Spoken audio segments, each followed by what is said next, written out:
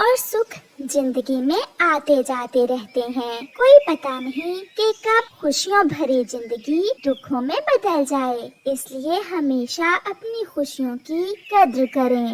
वो चिड़िया अपने पति और एक बेटी के साथ दाना खाकर एक पेड़ पर बैठी हुई थी। गुड़िया के पापा, अब चले, शाम होने वाली है। थोड़ी देर और रुक जाओ, मुझे ढलते हुए सूरज को देखना है। मुझे शाम का ये मंजर बहुत अच्छा लगता है। पापा, मुझे भी। मुझे जब शाम को सूरज लाल हो जाता है तो उसे देखना बहुत अच्छा लगता है। सब ऐसे बैठे हुए थे कि वो हो जाता है जिसका उन्होंने सोचा भी ना था।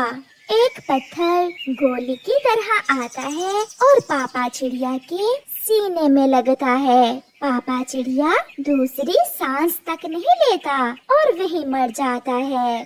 मम्मा चिड़िया और उसकी बेटी कुछ नहीं कर पाती। वो तो रोती हुई उड़कर थोड़ी दूर बैठ जाती हैं। पापा, मेरे पापा को किसने मार दिया है मम्मा? गुड़िया के पापा, ये सब कैसे हो गया? हम तो साथ में आए थे और आपने कहा था कि इकट्ठे साथ साथ घर जाएंगे। अब हम आपके बिना अकेले घर कैसे जाएंगे? अंधेरा बढ़ रहा था और फिर रात को मम्मा चिड़िया रोती हुई अपनी बेटी को साथ लेकर अपने घर की तरफ चली जाती है। किसी को कोई खबर ना थी। सब पक्षी अपने अपने घरों में बैठे बातें कर रहे थे। जिसका दुख हो वही जानता है। मम्मा चिड़िया अपनी बेटी को अपने सीने पर लटाए रो रही थी और अपने पति को याद कर रही थी। सुबह हो जाती है। गोरी कौवी और कालू कौवा दौड़े दौड़े कबूतर के पास जाते हैं। कबूतर, कबूतर, कुछ सुना है? चिड़िया का पति मर गया है। हाँ गोरी, मुझे भी अभी अभी बुलबुल बता कर गई है। कबूतर, वो चिड़िया है ही मनहूस, अब वो विधवा हो गई है। मैं तो सोच रही हूँ कि अब हम सब मिलकर उसे अपने जंगल से निकाल दें। गोरी, ये सब किसी और के साथ भी हो सकता है।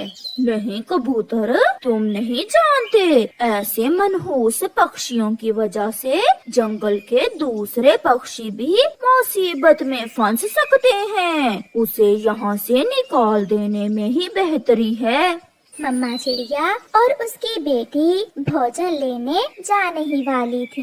वो अपने घर से बाहर निकलकर बैठी हुई थी कि पेड़ की जिस डाल पर उनका घर था वो डाल टूट जाती है और साथ ही उनका घर भी टूटकर नीचे गिर जाता है। मम्मा, मम्मा, देखो, हमारा घर टूट गया। ये कैसे हो सकता है? ना तो आंधी है और ना ही तूफान, फिर ये डाल कैसे टूट सकती है? ऐ ऊपर वाले, ये कैसी परीक्षा है? पहले मेरा पति छीन लिया और अब मुझे बेघर कर दिया। ऐसा क्या बुरा किया है मैंने? मम्मा, मम्मा, चुप कर जाए। मम्मा, हमें हालात का मुकाबला करना होगा, हमें जीना होगा मम्मा। ऐसे वो माँ बेटी एक दूसरे को हौसला देती हैं। जैसे तैसे दिन गुजर जाता है और रात फिर से हो जाती है। यार कबूतर, छोटी चिड़िया का घर कैसे टूटा है? मिठू, गोरी सच ही कहती थी। अब मैं भी मान गया हूँ कि वो चिड़िया मनहूस है। पहले उसका पति मरा और अब घर टूट गया। कहीं ऐसा ना हो कि उसकी वजह से हम सब भी किसी मुश्किल में फंस जाएं। कबूतर यार, मैं तो ऐसी बातों पर विश्वास नहीं करता। ये सब ऊपर वाले के काम है। जो भी होता है ऊपर वाले की मर्जी से ही होता है। इसमें हम पक्षियों का क्या दोष? जो भी हो, मैं तो अब चिड़िया से दूर ही रहूंगा। रात का अंधेरा बढ़ रहा था। चिड़िया अपनी बेटी को साथ लेकर गोरी कौवी के पास जाती है, जो अपने घर के बाहर बैठी हुई थी। गोरी बहन, आप तो जानती हैं। हाँ हाँ, मैं अच्छे से जानती हूँ कि तुम एक मनहूस चिड़िया हो, पहले अपने पति को खा लिया और अब घर टूट गया है तुम्हारा। जल्दी से यहाँ से चली जाओ, कहीं तुम्हारा साया पड़ने से मैं भी किसी मुसीबत में ना पड़ जाऊँ। गोरी कौवी एक सांस में ही ये सब कहकर घर में चली जाती है और दरवाजा बंद कर लेती है। चिड़िया रोती हुई अपनी बेटी को साथ लेकर मिट्ठू की तरफ जाती है, जिसका घर थोड़ी दूर था। चिड़िया मिट्ठू के घर के दरवाजे पर दस्तक देती है। मिट्ठू, मिट्ठू भैया, दरवाजा खोले, मेरा घर टूट गया है, मुझे आज की रात अपने घर में आने दे। मिट्ठू चिड़िया की आवाज सुनकर दरवाजा खोलने ही वाला था कि उसके दिमाग में कबूतर की बात आती है। ये चिड़िया मनहूस है, ये चिड़िया मनहूस है, मैं उससे बात नहीं करूँगा। ये सोचकर मिट्ठू चुप रहता है और अपने घोंसले में सोने का नाटक करता है। चिड़िया खिड़की में से मिट्ठू को आवाज देती है। मिट्ठू, मिट्ठू, मैं हूँ आपकी पड़ोसन चिड़िया, दरवाजा खोलो। चिड़िया बार बार मिट्ठू से ऐसा कहती है, मगर मिट्ठू तो ऐसे नाटक कर रहा था जैसे वो गहरी नींद सोया हुआ हो।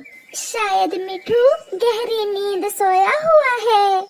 नहीं मम्मा, मिट्ठू अंकल सोए नहीं बल्कि जाग रहे हैं। आप चलें, अब हम किसी के पास नहीं जाएंगे क्योंकि कोई हमारी मदद नहीं करने वाला।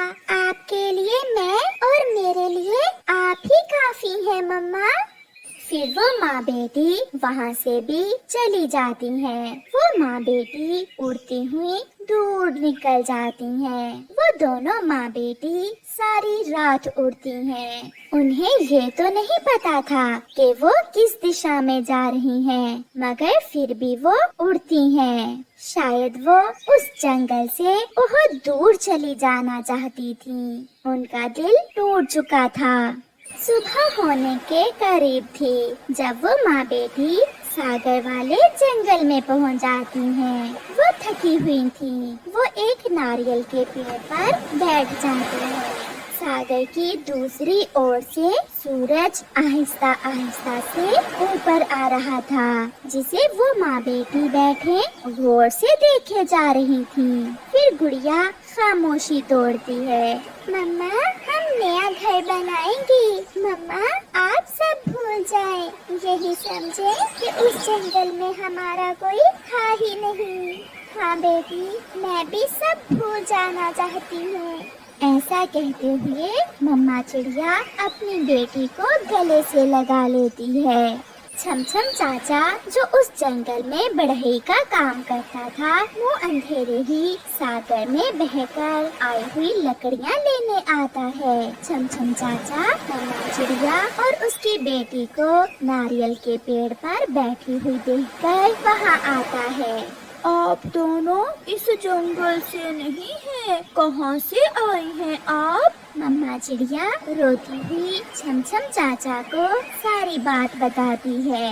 मेरा पति मर गया, मेरा घर टूट गया, मगर मेरे दोस्तों ने मुझसे हमदर्दी करने की बजाय मनहूस कहकर जंगल से ही निकाल दिया। अंकल, अगर आपको लगता है कि हमारी वजह से आपका बुरा होगा तो हम यहाँ से भी चली जाती हैं। ये सब सुनकर छमछम अंकल की आंखों में आंसू आ जाते हैं। बेटी, आज से मैं आपका चाचा हूँ और आपकी मम्मा मेरी बहन। चलो बहन, आप दोनों मेरे साथ चलो मेरे घर।